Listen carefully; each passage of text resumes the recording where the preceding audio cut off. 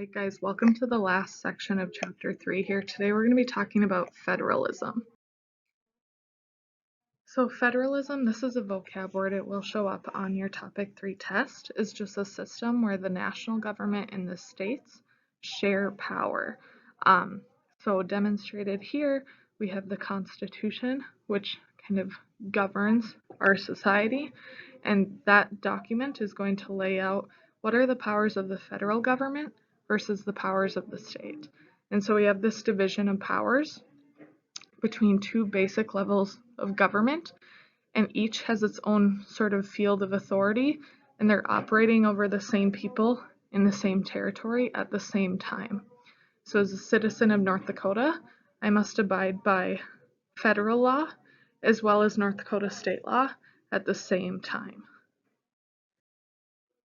So there's two different types of federalism. So the first type of federalism is going to be dual federalism or layer cake federalism.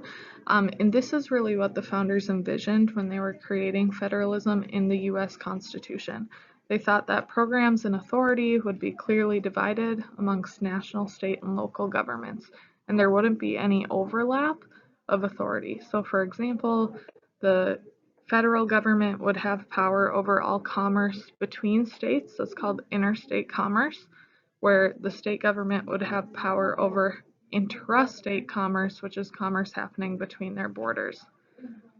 Now, what federalism actually looks like in practice today is this marble cake or cooperative federalism. Basically, programs and authority are mixed amongst national, state, and local governments. So for example, we're talking about something like the interstate highway system. The interstate highway system is originally funded by the federal government.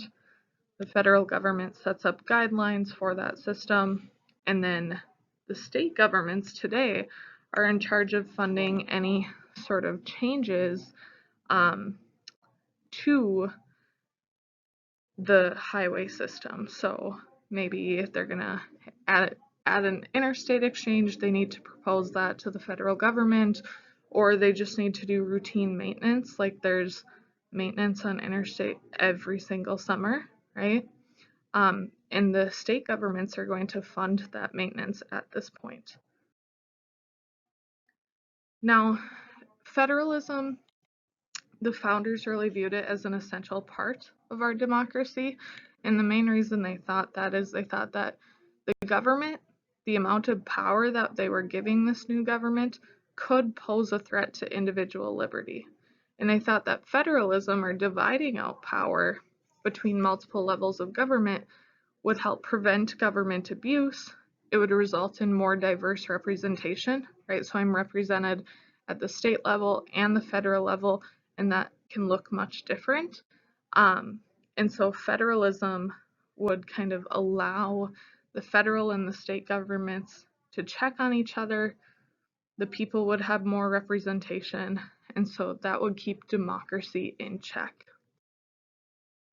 Now, there's some strengths of federalism. The biggest strength is that it allows local action on matters of local concern. So there are things that are unique to North Dakota, and so we can address those issues at the North Dakota level, at the state level.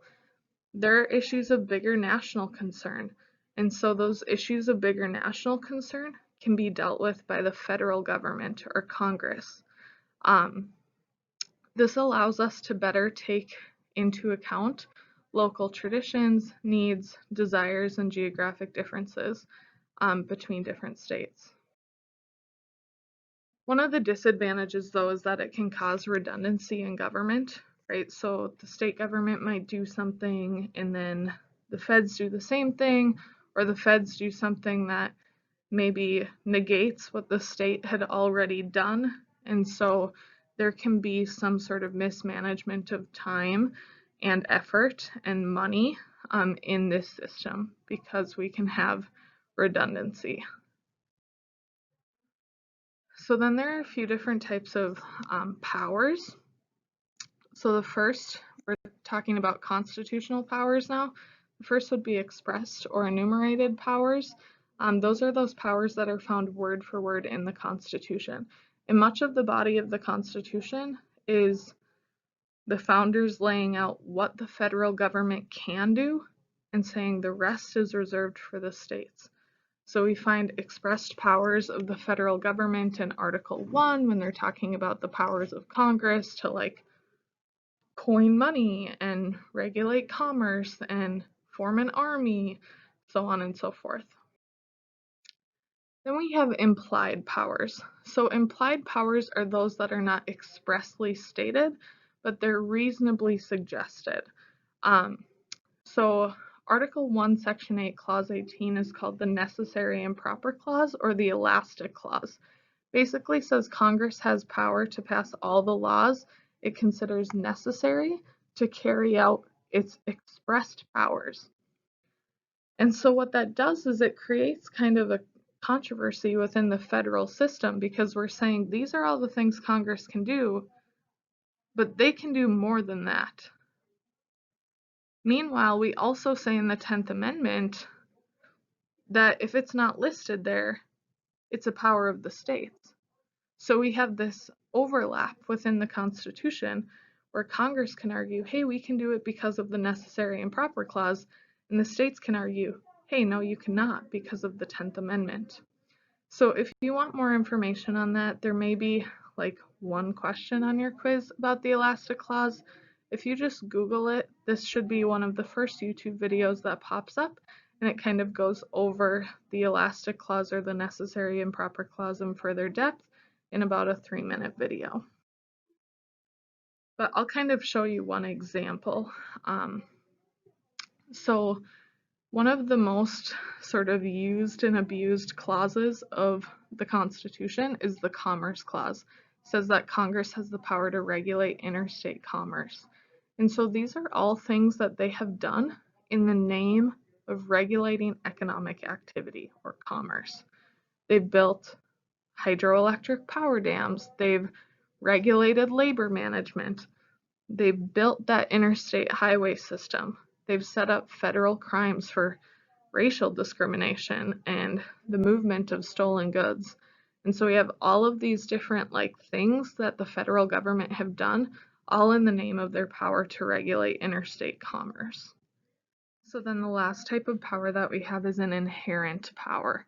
And these are those powers that belong to the national government simply because they're a sovereign nation. Inherent powers are few in number, but they include the power to regulate immigration, to say who can come in and out of my country, to acquire new territory, to grant diplomatic relationships with other states, to protect the nation against overthrow of government or rebellion, right? Those are just things we're going to do because we're a nation, not necessarily because the Constitution says we can. And then within the Constitution, we have powers that are denied to the federal government. So these are things that the federal government cannot do. And so some examples, in the body of the Constitution, it says we can't levy duties on exports or tax exports. We can't take private property for public use without just compensation. That's a Fifth Amendment right. We also find powers expressly denied in honestly most of our Bill of Rights amendments. For example, the First Amendment says the federal government cannot, or the government rather, cannot violate your freedom of speech, your freedom of religion, so on and so forth. And then finally, we have the 10th Amendment, which says the states can do everything else that's not in this document. So technically, the federal government does not have any of those powers that would infringe on the rights of the states. Then we have powers reserved for the states. So these are powers that the Constitution does not grant to the national government, but also does not deny to the states. So some examples of things that states do, they issue licenses. So that could be driver's licenses, licensure of teachers, doctors, lawyers, so on and so forth. They can establish public school systems. So these things aren't necessarily written into the body of the Constitution, but they're not powers that are denied to the states either. Some powers are denied to the states expressly in the Constitution, and a lot of that has to do just with we have a federal system, and there are things that just the federal government is going to be supreme with, right? So individual states aren't dealing with immigration policy, right? We also say that states cannot tax the national government, and we'll talk more about that in a future unit when we start talking about some court cases. One of the biggest controversies in federalism right now is the legalization of marijuana, either medicinally or recreationally. So it is against federal law to possess and use marijuana, but many states have gone ahead and legalized it, and those states are technically in violation of federal law. And the federal government, because it is supreme, could go to those states, sue those states, prosecute those states for violating national law. However, these changes at the state level have really been initiated by the public, so it would be kind of a bad look for the federal government to crack down on those things when obviously the public voted for them. I would guess that in the coming years, as this continues to be an issue that shows up on our ballots, that eventually the federal government will take a look at their own law regarding possession of marijuana. So you guys can pause here. On your tests, I'm going to ask you for some examples of powers that the federal government has versus state governments have versus concurrent powers. So concurrent powers are those shared powers, things that both levels of government can do. So things like collecting taxes or establishing courts, right? We have federal courts and state courts. Punishing criminals, whether they broke state law or federal law, right? So take a minute to pause this, maybe jot some of them down, because I'll ask you for some examples on your test. And again, all of the basis for all of this is the United States Constitution. That's really the document that lays out who has power and in which case. So then we have the Supremacy Clause, which I briefly mentioned already. Basically says the Constitution and the laws of the United States are the supreme law of the land. And so if there's conflicts in this federal system, like there is with the issue of marijuana legalization, it's ultimately the federal law, the law of the United States, that is supreme. And so that could go to the courts, and the courts would probably win that case. But like I said, the federal government is going to kind of pick their battles, more or less. But ultimately, it's the Constitution and federal law that is supreme. All right, so on your federalism assignment here, we're gonna wrap up, but I'm gonna give you some examples of different powers, and I'm gonna have you tell me whether or not that's a power of the national governments, the state governments, or both. So do your best on that. Again, refer back to that Venn diagram, and let me know if you have questions in the meantime. Have a great rest of your day, guys.